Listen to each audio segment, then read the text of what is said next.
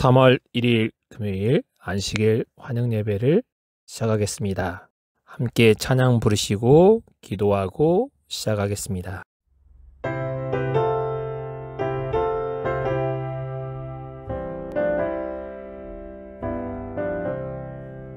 예수 앞에 나오면 모든 죄 사하고 주의 품에 안기어 편히 쉬겠네. 우리 주만 믿으면 구원함을 받으며 영생 복락 멸류관 우리가 받겠네. 예수 앞에 날마다 은총을 받으며 마음의 기쁨 넘쳐서 감사하리라. 우리 주만 믿으면 구원함을 받으며 영생 복락 멸류관 우리가 받겠네. 예수 앞에 설 때에 흰 옷을 입으며 밝고 빛난 집에서 같이 살리라. 우리 주만 믿으면 구원함을 받으며 영생 복락 멸류관 우리가 받겠네.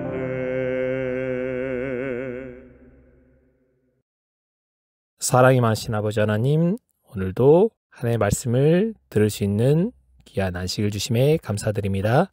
말씀을 전하는 저와 성도님들에게 하나님의 은혜가 함께하여 주시기를 예수님의 이름으로 간절히 기도합니다. 금요일 사도행전 27장에 있는 바울의 로마로 가는 여정에 대해서 함께 살펴보겠습니다. 27장 1절과 2절을 같이 함께 읽겠습니다. 우리가 배를 타고 이달리아로 가기로 작정하매 바울과 다른 제수 몇 사람을 아구스도대의 백부장 율리오란 사람에게 맡기니 아시아의 변 각처로 가려 하는 아드라무떼노 배에 우리가 올라 항해할세 마게도네의 데살로니가 사람 아리스다고와 함께 하니라. 바울의 배는 이달리아, 오늘의 이탈리아, 로마가 있는 이탈리아로 가기로 결심합니다. 바울은 원래 로마로 가고 싶었습니다. 19장에 보면 바울이 로마도 보아야 하리라 라고 이야기합니다. 선교 여행으로 가는 것이 아니라 지금은 죄인의 신분으로 로마로 가게 되었습니다. 여기서 백부장 율리오라는 사람이 나옵니다.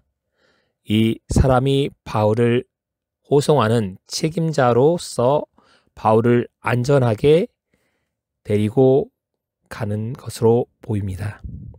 바울은 로마 시민권자였고 로마 시민권자로서 가이사 앞에 서야 되겠다라고 이야기했습니다. 그렇기 때문에 로마 시민권을 가진 사람이 가진 특권은 황제를 만날 권리가 있었습니다. 그 사람을 완전하게 황제까지 데려가는 것이 이 백부장의 임무였습니다. 그래서 율리오라는 사람 이름이 27장에 등장하는 것으로 보입니다. 소아시아의 무시아에 있는 항구로서 드로아에서 약 80km 떨어진 아드라무떼노라는 곳이 나옵니다. 이 항구에서 온 배를 가지고 이제 떠나가려고 합니다. 지중해를 횡단하기 위해서 가장 좋은 방법으로 가는 방법은 가이사랴를 출발하여 알렉산드리아를 거쳐 바로 로마로 향하는 큰 배를 타는 것이 가장 좋은 방법이었습니다. 그러나 바울을 호송하는 이때에는 그런 배를 만나지 못하였기 때문에 무역선을 타고 그들은 가기로 결심합니다.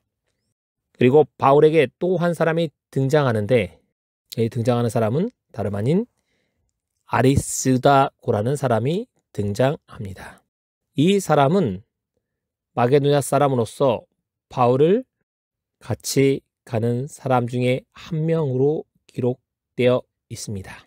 바울을 시중 두는 사람입니다. 우리가 잘 아는 것처럼 바울과 함께 로마에 간 사람이 누가가 있습니다. 사도행전을 기록한 누가가 바울의 옆에 있어서 의사로 참여했고, 아리스다고는 시중 두는 사람으로 합류했습니다. 로마의 법은 로마의 시민인 죄수가 여행할 때는 노예 한 명과 개인 의사를 동반할 수 있도록 되어 있었습니다. 그렇기 때문에 아리스다고는 바울을 종으로서, 누가는 의사로서 동행한 것 같습니다. 3절부터 5절에 보면 출발 여정에 대해서 잘 나옵니다. 어쩌면 27장은 바울이 로마로 가는 항해 일지와도 같습니다. 처음 출발을 시돈에서, 그리고 이 백부장 율리오가 바울을 친절하게 대했다는 것으로 이야기합니다. 구브로 해안, 바울이 1사 선교 여행 때 거쳤던 구브로 옆을 지나서 길리기아와 밤빌리아라는 지역의 옆에 바다를 지나갔다라고 얘기합니다. 그리고 루기아라는 도시의 무라 항에 도착했다라고 기록합니다. 항해 일지에 지명을 하나씩 표명했습니다. 그림에서 보는 것처럼 구브로 옆을 지나서 길리기아와 밤빌라 옆에 바다를 지나서 루기아의 무라항에 도착했습니다. 동그라미 친 곳이 바로 무라항입니다.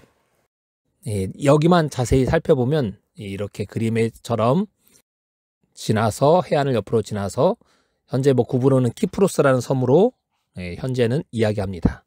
그래서 길리기아와 밤빌리와 옆을 지나서 르기아라는 도시의 무라항에 도착합니다. 6절부터 8절입니다. 원래 목적지는 이달리아, 오늘날의 이탈리아로 가려고 했다라고 얘기합니다. 알렉산드리아 배를 만나서 거기서 올라타서 니도라는 동그라미 친 곳에 보시면 곳에 이르렀던 것으로 보입니다. 빨간색이 이제 출발한 곳이고 파란색이 니도입니다. 예전에 바울이 3차 선교여행으로 마치고 돌아오는 여정에 있었던 도시들이 이 지역입니다. 니도라는 맞은편에 이어서 바람으로 너무 세서 살모네라는 곳에 앞을 지났다라고 표현합니다. 동그라미 이 선을 따라가 보시면 보입니다. 그리고 그레네 섬, 긴 섬이 있죠. 그 섬을 바람막이로 해서 아래쪽으로 지나갔다라고 얘기합니다. 그리고 미항이라는 곳에 도착합니다. 이 노란 동그라미가 바로 그레네 섬입니다. 이 섬에서 특별히 라스아시아에 가까운 미항이라는 곳에 도착했습니다. 배에 탑승한 사람은 270명이었다라고 이야기합니다. 그리고 밀을 바다에 버렸다는 것으로 바로 이 알렉산드리아 배는 다름 아닌 배를 운반하는 곡물 운반선이었던 것으로 보입니다. 당시 애굽은 로마 제국의 가장 주요의 곡창지였습니다.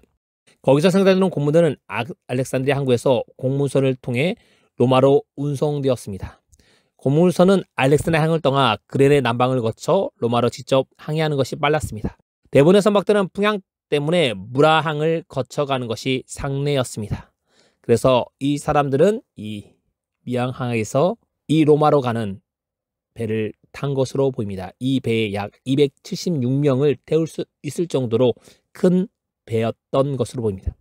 이런 배들은 개인 기업의 소유였습니다. 그러나 로마 정부와 계약을 맺었기 때문에 로마 정부에 대한 의무와 권리가 가지고 있었습니다. 로마 군대 백부장이 바울 일행을 태우는데 별다른 문제 없이 태울 수 있었던 것입니다. 안 태우면 문제가 발생하기 때문에, 그러나 7절에 보면 더디 갔다라고 표현합니다. 이 배는 빨리 갈 수 없었습니다. 조금 전에 말씀드린 것처럼 곡물 운반선이었기 때문에 빨리 갈 수가 없었습니다. 안전하게 이탈리아까지 가는 것이 그들의 목적이었기 때문입니다. 이 리도라는 곳은 현재는 폐허가 되었습니다. 당시에는 가장 번창한 도시였습니다. 유대인의 거류지가 있었기 때문입니다. 유대인에 있었다는 말은 유대인의 10명이 있으면 회당을 짓는다고 말씀드렸습니다. 바람이 바뀌어야지만이 갈 수 있었기 때문에 그들이 이곳에 꽤 오랜 기간 동안 머물렀다고 보입니다. 그레데 양은 이곳을 거스를 수 있었던 것으로 보입니다. 이 지역은 파도가 비교적 거세지 않았기 때문에 안전하게 이 섬에 도착할 수 있었습니다. 그들이 출발한 무라항에서 가는데 약 240km 정도까지 순풍을 만나면 문제없이 갈 수 있었습니다. 하루 거리였습니다. 그러나 그들은 그렇게 가지 못했습니다. 순풍을 만나지 못했기 때문입니다.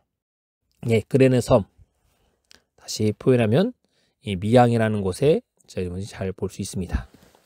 그리고 그 가까운 곳에 라세아가 있었고 또 그들이 보면 베니스라는 곳에 가는 것을 또 볼 수 있습니다.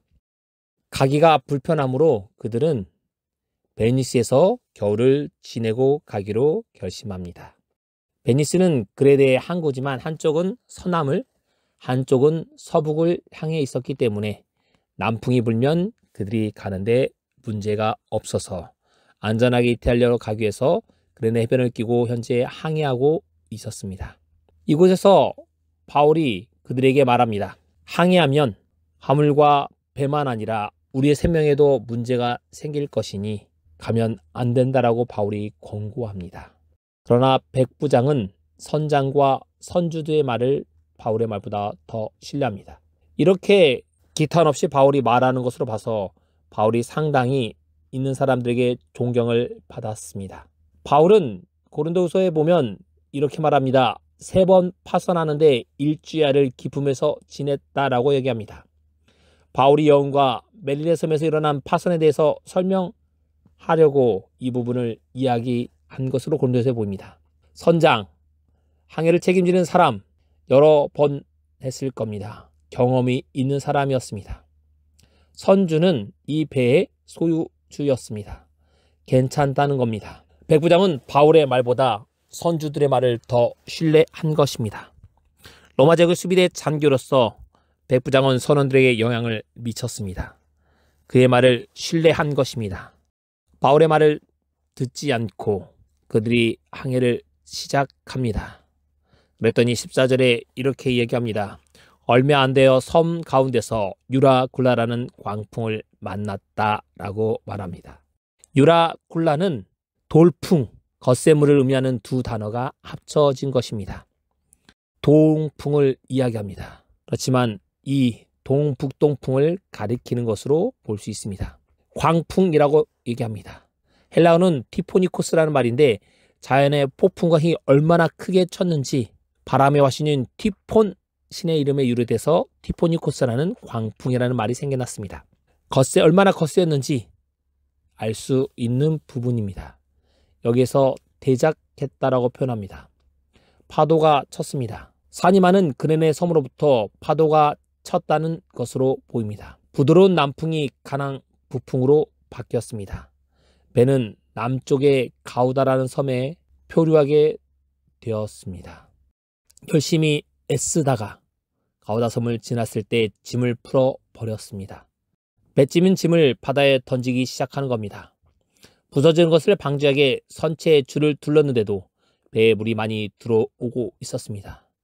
19절에 보면 배의 기구들을 그들이 손으로 버리는 것을 볼 수 있습니다.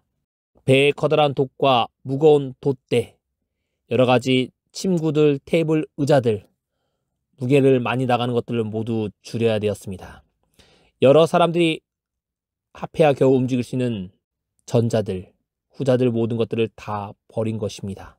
자기 스스로 뱃사람에게 소중한 기구들을 버려야 하는 상황은 얼마나 위험했는지 볼 수 있습니다. 바울의 권고를 무시하고 항의한 결과 불신의 결과였습니다. 여러 낮 동안 볕도 보이지 않고 큰 풍랑이 그대로 있었습니다. 구원의 여망마저 없어졌다고 얘기합니다. 여러 사람이 오래 먹지 못하였습니다. 배에 탄 사람들의 마음을 누구보다 잘 알고 있습니다. 저는 가까운 마라도로 갔는데도 이 마라도 가는 배편에서도 멀미했습니다. 배에 타면 멀미가 심한데 광풍이 불면 더 멀미가 심할 것입니다. 이 사람들이 식사 준비하기도 힘들었고 많은 사람이 배 멀미를 했습니다. 그래서 여러 사람이 오랫동안 먹지 못했다라고 이야기합니다. 바울이 서서 말합니다. 바울의 충고가 거절된 이후 바울과 그의 일행들은 선장과 자기들 생각대로 내버려 두었습니다. 바울이 이렇게 얘기합니다. 여러분이여 내 말을 듣고 그레네에서 떠나지 아니하여 이 타격과 손상을 면하더라면 좋을 뻔하였느니라. 바울의 충고를 귀담아 듣지 않았습니다. 바울이 이 사람들을 뭐라고 한 걸까요? 바울이 뭐라고 하기보다는 그 다음 말을 위해서 여기에 기록한 것으로 보입니다. 바울이 이렇게 기록합니다. 22절입니다. 내가 너희를 권하노니 이제는 안심하라. 너희 중 아무도 생명에는 아무런 손상이 없겠고 오직 배뿐이니라. 바울은 10절에 화물과 생명에 지장이 있을 거라고 이야기합니다. 자기 나름대로 생명이 희생되리라고 예상했지만 이제 그는 자신의 말을 이야기하면서 이렇게 이야기합니다. 내가 속한 바 내가 섬기는 하나님의 사자가 어젯밤에 내 곁에 서서 말하되 바울아 두려워 말라. 내가 가이사 앞에 서야겠고 너희 하나님께서 너와 함께하는 항해하는 자를 다 내게 주셨다 하였으니 이러므로 여러분이여 안심하라. 나는 내가 말씀하신 그대로 되리라 하는 하나님을 믿노라. 자신의 신앙을 고백한 것입니다. 나의 종교를 밝힌 것입니다. 두려워하는 이방인들에게 자신의 믿는 하나님을 설명한 것입니다. 배에 타고 있는 사람들은 하나님을 알고 있었습니다. 바울에게 말을 이제 믿을 수밖에 없었습니다. 바울은 자신의 신앙을 담대하게 이야기합니다. 하나님께서 말씀하십니다. 나는 화물과 생명에 지장이 있겠다라고 말씀했지만 하나님의 말씀은 한 명도 문제가 되지 않는다고 말씀하셨습니다라고 말한 것입니다. 위기는 위대한 기회입니다. 하나님께서는 위기를 기회로 사용하십니다. 위기는 위대한 기회다라는 책도 있습니다. 그 책보다 더 말하는 말이 바로 이것입니다. 위기는 위대한 기회다. 천사가 이야기합니다. 바울에게 확신을 준 것입니다. 바울은 가이사 앞에 설 것이다. 너는 로마에서 할 일이 있다. 나는 나의 하나님을 믿느라. 내가 믿는 그 하나님이 우리를 보호해 주시겠다고 말씀하셨습니다. 걱정하지 마십시오라고 바울은 이 위기의 순간에 사람들에게 전도의 기회로 삼은 것입니다. 백부장은 선주와 선장이 도망가려는 사람을 죽이려고 이야기하지만 죽이지 않고 바울의 말을 믿고 모든 사람을 다 살리게 됩니다. 하나님께서 그들을 살리신 겁니다. 백부장이 바울을 구원하기 위한 것이었습니다. 죽일 수 있었습니다. 도망가는 사람들은 당연히 죽일 수 있는 권리가 있었지만 헤엄칠 수 있는 사람들, 바울과 그의 일행들이 매우 존경했던 바울을 죽이게 놔두지 않았습니다. 배에 탔던 모든 자들이 바울 덕택에 보존되었음을 알았습니다. 헤엄칠 수 있는 사람은 헤엄쳤고 헤엄칠 줄 모르는 사람은 위에 남겨두고 헤엄칠 수 있는 사람들이 먼저 물가로 헤엄쳐 가게 했습니다. 남은 사람 중에 어떤 이들은 생존자들이 물살 때문에 뜯어진 배 조각을 잡고 탈출하는 모습을 생각할 수 있습니다. 사람들이 다 구원을 얻었습니다. 하나님께서 바울에 약속하신 그대로 탄 사람들 모두가 안전하게 탈출할 수 있었습니다.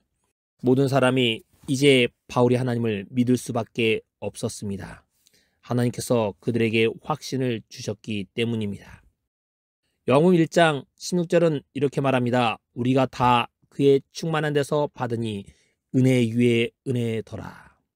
우리의 모든 삶은 하나님의 은혜입니다. 바울의 믿음의 고백처럼 하나님께서 우리를 인도하실 것입니다. 지켜주실 것입니다. 그 하나님에 대한 믿음을 잊지 않게 되시기 바랍니다. 오늘도 하나님을 담대히 붙드시는 바울을 지켜주신 그 하나님께서 오늘날 우리도 지켜줄 것을 믿고 그 하나님께 의뢰하는 기쁜 하루가 되기를 바라면서 말씀을 마치겠습니다. 기도하겠습니다. 사랑의 아버지 하나님, 바울을 지켜주신 그 하나님을 저희가 믿습니다. 우리의 모든 삶이 하나님의 은혜 위에 은혜임을 저희가 잊지 않고 있습니다. 세상 삶을 살아가는 우리들에게 하나님에 대한 믿음의 확신을 주시고 이 안식일 하나님의 품 안에서 평안하게 보내는 안식일 될 수 있도록 은혜 더하여 주시기를 사랑과 은혜가 충만하신 그리스도신 예수님으로 간절히 기도하옵나이다.